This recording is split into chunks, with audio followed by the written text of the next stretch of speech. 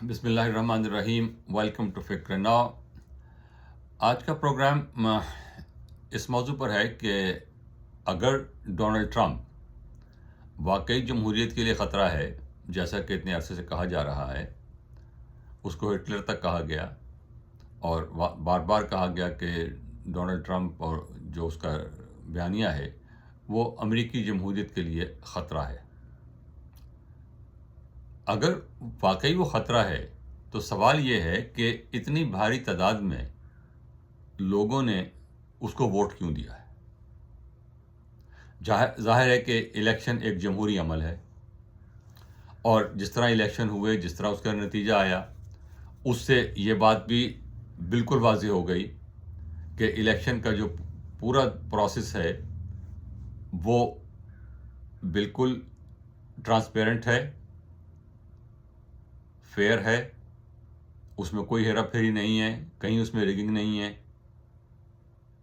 और ये दावा जो खुद ट्रंप साहब और उनके जो हमायती कर रहे थे पिछले 4 साल से कि 2020 में उनका इलेक्शन चोरी किया गया, वो दावा गलत साबित हुआ।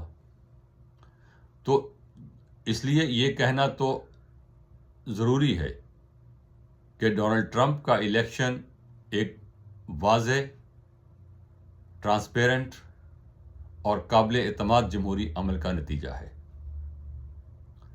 अब सवाल यह है कि उनकी जो तबीयत है ट्रंप साहब की, जिस तरह वो बात करते हैं, जिस किस्म के वो नारे लगाते हैं और जिस किस्म के लोग उनके इर्द गिर्द हैं,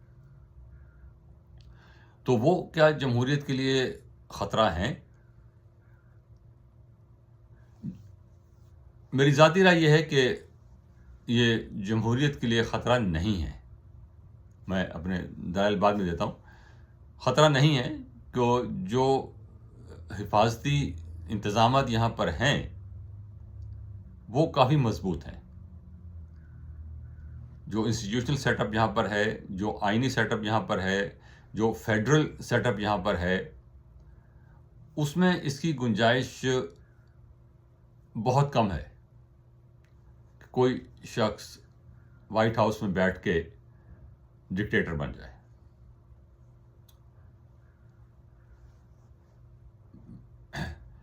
ये जंग अज़ीम के बाद, पहली जंग अज़ीम के बाद, जब ये ग्रेट डिप्रेशन यहाँ पर हुआ है 30 लेट 28-29 में, तो उस वक्त जो प्रेसिडेंट बरसे इक़्तिदार है FDR, उन्होंने जो है 4 दफ़ा इलेक्शन लड़ा। उससे पहले और उसके बाद हमेशा सदर का जो इलेक्शन है वो सिर्फ 2 टर्म के लिए हो सकता है, सदर तीसरी टर्म नहीं ले सकता। लेकिन FDR के आने तक ये कानून में नहीं लिखा हुआ था, सिर्फ रवायत थी कि जॉर्ज वाशिंगटन ने 2 दफ़ा सदर बनने के बाद माजरत कर ली थी कि अब किसी और को आना चाहिए, तो वो रवायत थी। लेकिन जब FDR ने उस रवायत को तोड़ा और 4 दफ़ा सदर मुंतखब हुए, तो ये ख़तरा पैदा हुआ यहाँ के ये कल को तो कोई और शख्स जो है डिक्टेटर बन सकता है यहाँ पर इस तरह। तो इसलिए इस चीज़ को रोकने के लिए आइन में बाकायदा तरमीम की गई। तो कहने का मकसद ये है कि यहाँ पर इदाराती, कानूनी और अवामी माहौल इस किस्म का है कि किसी शख्स का डिक्टेटर बनना अगर नामुमकिन नहीं तो बहुत मुश्किल ज़रूर है। मौजूदा सूरत हाल में ये देखा जाएगा कि हुआ क्या है और क्यों हुआ है। ये जो कुछ हुआ है ये सिर्फ पिछले 4 साल की बात नहीं है, ये एक शख्स की बात नहीं है। ये किस्सा कम से कम पिछले 25-30 साल से, या शायद उससे भी ज़्यादा कह सकते हैं, शुरू हुआ है। इसको कोल्ड वॉर के इख्तिताम से भी इसको शुरू कर सकते हैं, ताहम उसमें जाने की ज़रूरत नहीं है। जो हुआ है वो ये, जो चीज़ वाज़ेह हुई है वो 2 लेवल पर है, एक सियासी लेवल पर, एक माशरती लेवल पर। माशरती लेवल पर जो हमने देखा वो ये, मसलन 6 जनवरी को ڈونلڈ ٹرمپ کے حامیوں نے ڈونلڈ ٹرمپ کی شہ پر کانگریس پر حملہ کر دیا اور کانگریس کے چڑھ دوڑے ان کو روکنے کے لیے. خود ان کا اپنا وائس پریزیڈنٹ جو اس کو الیکشن کو سرٹیفائی کر رہا تھا، جس میں یہ ہار چکے تھے، لیکن ابھی تک صدر تھے، کیونکہ صدر کا جو اوتھ ہے وہ تو 20 جنوری کو ہونی تھی، تو یہ ابھی تک صدر تھے اس وقت ڈونلڈ ٹرمپ، اور ان کے شہ پر وہ حملہ ہوا اور اس روکنے کے لیے کہ یہ سرٹیفکیٹ جو ہے الیکشن کو سرٹیفائی کرنے کا عمل روکا جائے. یہ ایک بہت بڑی اور بڑی خوفناک ڈیولپمنٹ تھی. اس کے بعد ہم نے دیکھا کہ کووڈ جب شروع ہوا ہے تو کووڈ میں یہ ہوا کہ نہیں، ویکسین ہم تو نہیں لگائیں گے، ویکسین تو خطرناک ہے، ویکسین تو یہ تو کوئی سازش ہے، یہ تو کانسپیریسی ہے، یہ تو ہم. اور اس کے بعد ماسک پہننا تو ضروری تھا، وہ مینڈیٹ کیا گیا. ہم نہیں پہنیں گے ماسک، ہمارا دم گھٹتا ہے، اور یہ خواہ جو ہے ہمیں کارٹون بنا رہے ہیں. اور اس کی یہ سلسلہ شروع ہوا اور کافی تعداد میں لوگ یہ باتیں کہنے لگے. اس کے بعد ایک شخص کو، افریقن امریکن، اس کو پولیس نے مار ڈالا، اور مارا بھی اس طرح کہ اس کا دم گھٹ گیا. اس کو ایک بار پولیس والا چڑھ کے بیٹھ گیا اور اس کو وہ دبائے رکھا اس نے، تو اس سے اس کی موت ہو گئی. اس پہ بہت بڑا ہنگامہ شروع ہو گیا. بلیک لائیوز میٹر کے نام سے پورے ملک میں ہنگامے، جلسے جلوس وہ شروع ہو گئے. اس میں لوٹ مار بھی ہوئی، بہت لا اینڈ آرڈر کا مسئلہ بھی بنا. لیکن اس کی حمایت میں بھی بہت لوگ تھے کہ یہ بالکل صحیح ہو رہا ہے، لیکن اس کی مخالفت میں بھی تھے کہ یہ ہو کیا رہا ہے بھائی، یہ کوئی طریقہ نہیں ہے. آپ جا کے دکانیں لوٹ لیں اور آپ جا کے اس طرح جو ہے وہ بدتمیزی کریں اور اس طرح جا کے جو ہے وہ لوٹ مار کریں. لیکن یہ ایک ڈیوائڈ نظر آئی. اس کے بعد ہم نے یہ بھی دیکھا کہ بہت ساری ریاستوں میں، خاص طور پہ جو ریپبلکن لیننگ ریاستیں ہیں ساؤتھ میں، مڈ ویسٹ میں بھی کچھ ہیں، کہ انہوں نے اس قسم کے قانون بنانے شروع کر دیے کہ ووٹ ڈالنا زیادہ سے زیادہ مشکل ہو جائے. تو یہ جو 3-4 ڈیولپمنٹس ہیں، یہ ظاہر کرتی ہیں کہ سول سوسائٹی، سوشل لیول پر معاشرہ بہت ڈسٹرب تھا. اور اس کی وجہ کوئی بس عرض کیا کہ 25-30 سال پرانی ہے.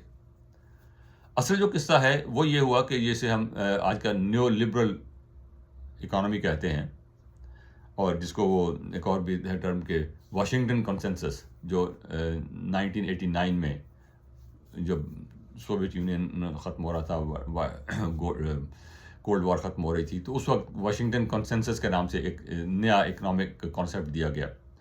اور اس میں اصل جو قصہ تھا وہ یہی تھا کہ جو اصل اس کے محرک تھے وہ ریاست نہیں تھی. نام تو ریاست کا لیا گیا کہ واشنگٹن کنسنسس کے اصل جو محرک تھے اس کے، وہ بگ بزنس تھے.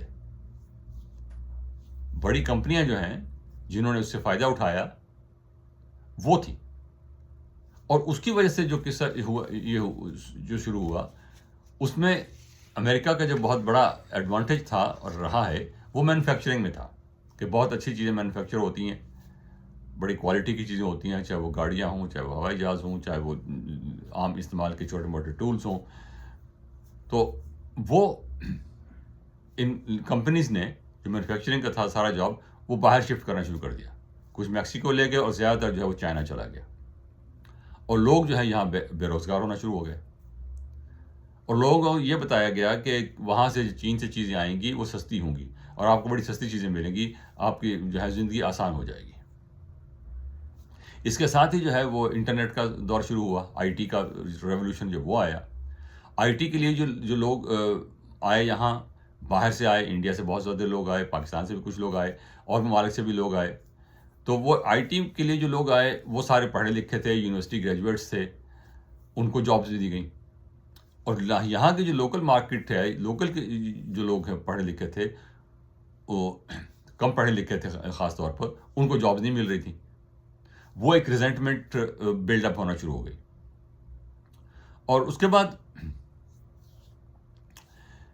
یہ ہوا کہ جب وہاں پر یہ سلسلہ شروع ہوا، یہ نیو لبرلزم کے انڈر گلوبلائزیشن کا، کہ آپ فیکٹریاں باہر لگائیں اور وہاں سے جو ہے سستی چیزیں وہ سستی چیزیں جو ہے وہ لے کر آئیں اور جو ہے وہ یہاں پر بیچیں، تو اس کا نتیجہ یہ نکلا کہ جو بڑی کمپنیاں تھیں ان کا جو انحصار تھا امریکہ پر، یا اگر وہ جرمنی میں ہیں یا جاپان میں ہیں، وہاں پر ان کا انحصار کم ہو گیا. ان کو نہ تو یہاں سے مزدور چاہیے، نہ یہاں سے ان کا مینیجر چاہیے، بلکہ ان کی چیزیں خریدنے والا بھی ان کو یہاں پہ نہیں چاہیے. ان کی چیزیں ساری دنیا میں بک رہی ہیں، وہ غریب ممالک میں بک رہے ہیں، چھوٹے ممالک میں بک رہی ہیں، اور جو تمام چھوٹے ممالک ہیں ان کو WTO کے ذریعے، IMF کے ذریعے، ورلڈ بینک کے ذریعے اور باقی طریقوں سے ان کو اکانومی کھولنے کا کہا گیا کہ آپ اپنی اکانومیز کھولیں. یہی واشنگٹن کنسنسس تھا کہ پرائیویٹائزیشن کریں، اپنی جو ہے اکانومی کو لبرلائز کریں، پرائیویٹائز کریں، باہر کی جو ہے فارن انویسٹمنٹ کو لے کر آئیں، اور اس سے آپ کو ترقی ہوگی. اور وہ ترقی ہوئی بھی جہاں پر ہوئی. چین میں ہم نے آپ نے دیکھا کہ اسی دوران چین کہاں سے کہاں پہنچ گیا. انڈیا بھی ابھی آپ دیکھ رہے ہیں، برازیل میں آپ نے دیکھا ہے اس کو، ترکی میں آپ نے دیکھا ہے اس کو، اور بہت بہت مثالیں ہیں اس کی کہ لوگ ممالک نے بہت ترقی کی. لیکن ہوا یہ کہ اس ترقی میں جو کم پڑھا لکھا آدمی تھا، جو کمپیوٹر لٹریٹ نہیں تھا، جس کو یونیورسٹی کی ڈگری نہیں تھی، وہ مارا گیا. اس کو جاب نہیں مل رہے. اس کو جو ہے کہا جاتا ہے کہ تم بھائی اگر تم نے کچھ کرنا ہے تو تم کالج کی ڈگری لے لو. اور یہاں ہم نے دیکھا کہ لوگ 40 سال کے لوگ جو ہیں وہ جا کر انہوں نے کالجوں میں داخلہ لیا کہ میں کچھ نئے اسکلز ہیں وہ حاصل کروں تاکہ میں کوئی نئی جاب ڈھونڈ سکوں. ان کو ملی یا نہیں ملی، دیٹس اے ڈفرنٹ. تو ہوا یہ کہ یہ جو کمپنیز جنہوں نے باہر سرمایہ داری کی تھی، سستی لیبر ان کو وہاں ملی، سستا را مٹیریل ان کو ملا، اور بیچنے کے لیے مارکیٹ ساری دنیا ان کے سامنے کھل گئی. مارکیٹ ان کو روس سے لے کے جاپان تک، اور چین سے لے کے انڈیا تک، اور ہندوستان پاکستان سے لے کے افغانستان تک، حتیٰ کہ افریقہ سے لے کر ایشیا تک، اور ایشیا سے لے کے یورپ تک پوری دنیا ان کے سامنے تھی. اور یہ جو وہ لوگ جو ایک چیز بناتے تھے اب وہ 100 بنانے لگے. ایک اور 100 کا ڈفرنس ہو گیا. تو یہ جو لوگ تھے، کمپنیز کے جو مالکان تھے، جو ان کے بورڈ آف ڈائریکٹرز تھے، وہ بے تحاشا امیر ہو گئے. ایک سال کی آمدنی 2-3 ارب ڈالر تھی ایک فرد کی، ابھی بھی ہے.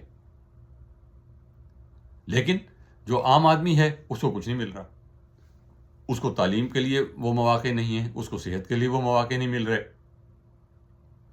اور اس کے جو ہے وہ اس کے ووٹ کی بھی کوئی اہمیت نہیں رہی کہ وہ ایک ماحول بن گیا کہ بھائی نہیں، یہ تو لبرلائزیشن جو اسی سے بات بنے گی. تو ہوا یہ کہ اس کا جو ہے پہلا جو ڈیمونسٹریشن ہم نے دیکھا وہ 2008 کا جو کرائسس تھا، جو پوری دنیا میں آیا، شروع امریکہ سے ہوا، وہ تھا. اب اس کرائسس میں جو لوگ مارے جا رہے تھے، نظر آ رہا تھا کہ ان کا بیڑا غرق ہوگا، وہ بڑے بینکس تھے جنہوں نے بے تحاشا انویسٹمنٹ کی ہوئی تھی باہر. کوئی یہاں پر ہاؤسنگ میں بے تحاشا انویسٹمنٹ تھی، اربوں نہیں کھربوں ڈالر کی انویسٹمنٹ کی ہوئی تھی یہاں پر، باہر انویسٹمنٹ کی ہوئی تھی. جب وہ کرائسس آیا ہے تو انشورنس کمپنیز، بینکس اور بڑے بڑے جو بزنس ہیں ان سب کو بچانا پڑا. اور نعرہ یہ تھا کہ ٹو بگ ٹو فیل، کہ یہ کمپنی اتنی بڑی ہے، یہ بینک اتنا بڑا ہے، یہ انشورنس کمپنی اتنی بڑی ہے کہ اگر یہ بیٹھ گئی تو پوری اکانومی بیٹھ جائے گی، پورا ملک بیٹھ جائے گا.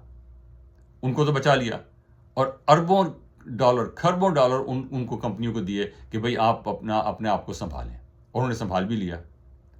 لیکن چھوٹا بزنس جو تھا، عام آدمی جو تھا، اس کو کچھ نہیں ملا،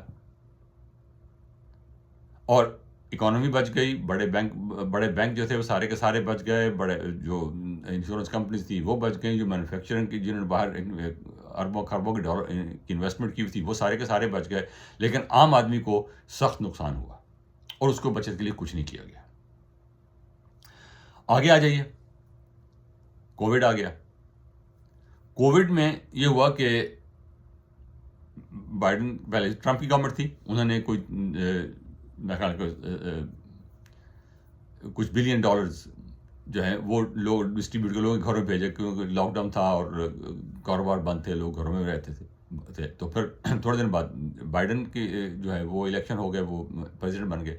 تو بائیڈن نے $1.9 ٹریلین لوگوں کو دیے مفت. ظاہر ہے کہ یہ مفت دینے کا مطلب یہ ہے کہ آپ نے نوٹ چھاپے, مشین چلا دی, بٹن دبایا اور $1.5 چھپ گئے اور آپ نے لوگوں کو بھیج دیے. سب کے گھروں میں چیک میں گئے. لوگوں نے اس پہ بے تحاشا, اس میں بہت زیادہ ہیرا پھیر بھی ہوئی ہے. لوگوں نے بہت زیادہ اس میں پیسے غلط بیانیاں کر کے, کیونکہ کوئی چیکنگ وغیرہ کوئی نہیں تھی, تو لوگوں نے بہت زیادہ جو ہے اس میں $ملینز کے, ابھی تک وہ کیس جو ہیں وہ سامنے آ رہے ہیں کہ $ملینز لوگوں نے جو ہے وہ اڑا دیے. لیکن اصل جو ہوا یہ ہے کہ اس سے انفلیشن ہو گیا. انفلیشن کی وجہ سے جو پھر عام آدمی کی جو ہے قوت خرید کم ہوئی, عام آدمی کی جو ہے وہ اس کو نقصان ہوا اور مہنگائی بڑھ گئی. ان چیزوں سے جو ہے وہ ایک خلاف, جو گورنمنٹ ہے بائیڈن صاحب کی ابھی بھی ہے, ان کے خلاف ایک ریزنٹمنٹ پیدا کی. ہمارا تو کچھ بن ہی نہیں رہا یار, کیا ہو رہا, ہم کہاں جائیں, کیا کریں. تو اس دوران جو ٹرمپ کا جو تھا وہ بیانیہ وہ سامنے آیا کہ میں جو ہے غریب آدمی اس کی بات کرتا ہوں, میں غریب آدمی کو جو ہے ان کی نوکری بچاؤں گا, یہ چین سے جو مال ہے اس کو میں بند کر دوں گا, اور اس کو میں ان پہ ٹیکس لگاؤں گا, ڈیوٹی لگاؤں گا بے تحاشا. لیکن سوال مسئلہ یہ نہیں ہے کہ یہ اس ایک شخص کا, دونوں پارٹیاں ڈیموکریٹس بھی اور ریپبلکن بھی نیو لبرل اکنامک ماڈل کے زوردار اس کے حمایتی تھے. ٹرمپ نے جو کیا وہ یہ کہ اس نے خود ریپبلکن پارٹی کو بدل دیا. ریپبلکن پارٹی کے جو لوگ تھے وہ باتیں کرنے لگے جو ٹریڈیشنل ریپبلکن نہیں کرتے تھے, اور اس قسم کی آئیڈیالوجی جو ڈیولپ ہونے لگی جب یہ کہ اینڈ آف ہسٹری, کہ بس اب تو آئیڈیالوجی بھی ختم, ہسٹری بھی ختم, اور اب جو ہے بس یہ جو نیو لبرل اکانومی ہے اور ڈیموکریسی جسے ہم ڈیموکریسی کہتے ہیں, بس یہ ساری دنیا میں چلے گی, ڈکٹیٹرشپ ختم ہو جائے گی, اس قسم کے وہ بات نہیں ہوئی. ایلیٹ کیپچر ہوا, جسے ہم ایلیٹ کیپچر کہتے ہیں. ایلیٹ کیپچر ہونے کے بعد جو تھا وہ ایک ریزنٹمنٹ بڑھی. لوگوں نے 40-50 ملین کے گھر خریدے ہیں. یہاں پر 40-50 ملین کے گھر ابھی تک لوگ خرید رہے ہیں. اتنے بڑے بڑے پیلسز بنے ہوئے ہیں, وہ لوگ خرید رہے ہیں. کہاں سے آئے تھے ان لوگوں کے پاس؟ ایک کمپنی یہاں پر ہے, اس کمپنی نے دوسری کمپنی سے معاہدہ کیا, اور ان کے جو CEO ہیں انہوں نے ان کا کام ہے یہ معاہدہ کرانا, انہوں نے معاہدہ کرایا. اس معاہدہ کرانے کے عوض ان کو اپنی تنخواہ اور باقی جو ہے ان کے پریولیج کے علاوہ $400 ملین ان کو دیا گیا انعام کے طور پہ. یہ ایک واقعہ ہے صرف ایک کمپنی کا. اور اس قسم کے جو ہیں وہ اس طرح جو ہے وہ دولت جو ہے وہ ارتکاز زر جسے ہم کہتے ہیں, وہ ایک خاص چھوٹے طبقے میں جو ہے محدود ہونا شروع ہو گیا. 1% امریکن جو ہیں ان کے پاس اس ملک کی 90% دولت ہے. اس کے بعد یہ ہونا تھا جو ہوا ہے, اور اب دیکھنا یہ ہے کہ اس کی کوئی کریکشن ہوگی کہ نہیں ہوگی. اگر یہ کریکشن کر سکیں گے تو ٹھیک ہے, اور اس کی وجہ سے ملک میں جو تھا وہ ایک نفرت کا ماحول پیدا ہوا جسے ٹرمپ نے بہت بڑھایا, اور آسان جو بڑے کمپلیکس مسائل ہیں ان کا بڑا آسان حل پیش کر دیا. یہ جو باہر سے امیگرینٹس آ رہے ہیں ان کو نکالو, سب کو جاب سارے واپس لاؤ, ساری کمپنیاں. اس طرح آسان نہیں ہے یہ کام, بہت مشکل ہوگا. اور جو امیگرینٹس ہیں انہی پہ ملک چل رہا ہے. جو لیبر ہے, عام لیبر ہے, جو ورکر ہے, جو مڈ سائز ورکر ہے, وہ سارے کا اگر سارا نہیں تو بہت بھاری تعداد میں امیگرینٹس ہیں. وہ ہائیلی ایجوکیٹڈ ہیں, موسٹلی ان ایجوکیٹڈ بھی بہت ہیں. جو مینیل ورکر جو ہیں, جو چھوٹے موٹے کام کرتے ہیں وہ بھی ہیں, اور انلیگل بھی ہیں, بہت انلیگل یہاں پر ہیں. ان پہ زیادہ ریزنٹمنٹ تھی. اب ان کو کیسے مسئلہ حل ہوگا, ان کو کیسے لیگلائز کریں گے, نکالیں گے, کیا کریں گے؟ وہ گورنمنٹ کی بنے گی تو پھر اس کو دیکھیں گے کیسے اس کو لے کے آگے چلتے ہیں. تو یہ جو اکنامک مونوپلی جو بنی ہے یہ, اور یہ واضح رہے کہ یہ جو ٹینڈنسی ہے یہ پوری دنیا میں رہی ہے.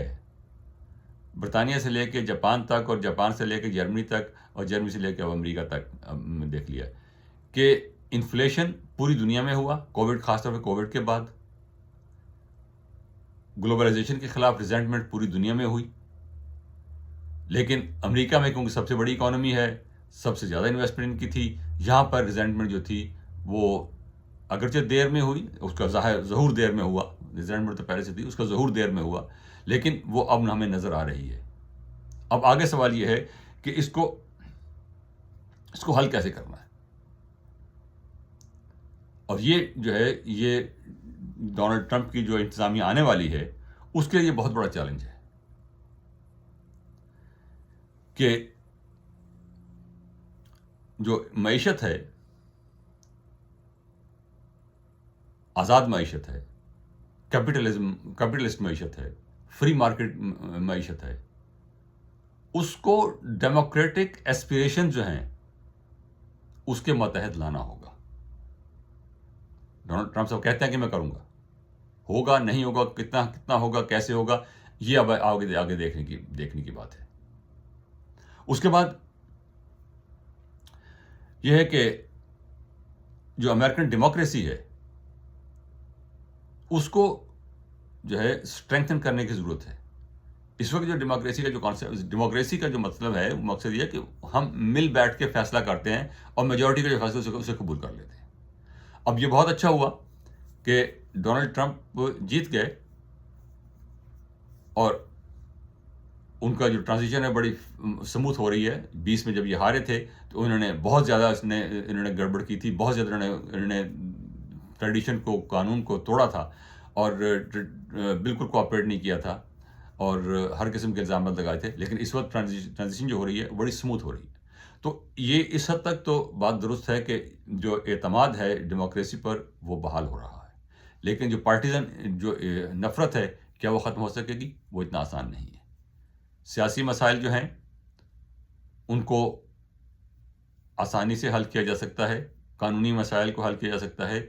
زیادہ جو سیریس مسئلہ ہے وہ سوشل ہے، جو سوشل سچویشن ہے، ایجوکیشن کے ریفرنس سے ہے، ہیلتھ کے ریفرنس سے ہے، ان کے ہیلتھ کے ریفرنس سے اوباما ایڈمنسٹریشن نے وہ افورڈیبل کیئر ایکٹ کے تحت لوگوں کو سہولت مہیا کی کہ ہر آدمی جو ہے وہ سوشل ہیلتھ کوریج لے سکتا ہے، لیکن انہوں نے اس کی مسلسل مخالفت کی ہے کہ اس کو یہ گورنمنٹ پہ بوجھ نہیں ہونا چاہیے۔ تو کیا اس کو برقرار رکھیں گے یا ختم کریں گے؟ اس کے بعد ایک سوشل میڈیا کا بھی رول ہے، اس پہ زیادہ بات کرنے کی ضرورت نہیں ہے کہ سوشل میڈیا نے جس طرح گڑبڑ کی ہے، جس طرح اس کی وجہ سے جو ہے ایک پولیٹیکل ڈسکورس جو ہے وہ ڈسٹارٹ ہوا ہے، وہ پوری دنیا میں ہوا ہے۔ تو اس پہ اس کا کیا نتیجہ نکلے گا اور کیا نتیجہ نکل رہا ہے، ہم دیکھ رہے ہیں اس کو۔ تو اس کو میں زیادہ اس تفصیل میں نہیں جانا چاہتا، تو بات یہاں پہ ختم کرتے ہیں، اور اس امید کے ساتھ کہ ڈونلڈ ٹرمپ جو ہے وہ صحیح کام کریں گے اور جو ہے جو دعوے لے کر آئے ہیں ان کو مناسب حد تک، درست حد تک، قانونی طریقے سے ان کو آگے بڑھائیں گے۔ اگر انہوں نے وہ انتقامی کارروائی شروع کر دیں تو پھر وہ جو ہے جمہوریت کے لیے باقی خطرہ بن جائیں گے، لیکن اس وقت تک میری ذاتی رائے یہ ہے کہ وہ جمہوریت کے لیے خطرہ نہیں بن سکیں گے، لیکن یہ ہو سکتا ہے میں غلط ہوں۔ تاہم اس پہ بات ختم کرتے ہیں۔ بہت شکریہ، خدا حافظ، اور اس درخواست کے ساتھ کہ پلیز ہمارے چینل کو سبسکرائب کیجئے، اس پہ کمنٹس دیجئے، اس پہ لائک کیجئے، اور کوئی سوال ہو، کوئی اعتراض ہو، کوئی کوسچن ہو تو وہ پوچھیں۔ خدا حافظ، بہت شکریہ۔